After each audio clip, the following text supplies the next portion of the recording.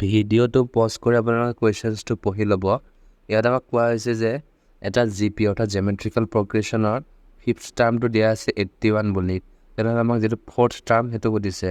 তো জেমেট্ৰিকেল প্ৰগ্ৰেশ্যনৰ অংক কৰিবলৈ আমি জানো যে যিটো জেমেট্ৰিকেল প্ৰগ্ৰেশ্যনৰ এন নাম্বাৰ টাৰ্মটো উলিয়াবৰ কাৰণে ফৰ্মুলা কি এ আৰ এন মাইনাছ 1। ইয়াতে এ কি বুজায়? এ বুজায় ফাৰ্ষ্ট টাৰ্ম অৰ্থাৎ প্ৰথম পদৰ আৰটোৱে কমন এইটো যে ইণ্টাৰভেল সেইটো বুজায় আৰু এনটো কিমান নম্বৰ পদটো উঠিছে সেইটো বুজায়। এতিয়া আমি চাওঁ কেনেকৈ ছল্ভ কৰিব লাগে।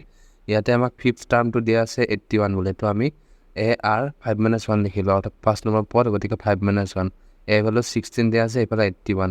তো এইখিনি অলপমান কেলকুলেট কৰি কাৰণে আমি আৰ ভেলু 3/2 পালোঁ। আৰু ঠিক আছে ফ'ৰ্থ টাৰ্মটো উলিয়াব দিছে। ফ'ৰ্থ টাৰ্মটোৰ কাৰণে এ আৰ 4-1 অৰ্থাৎ 4 বাৰ কাৰণে 4।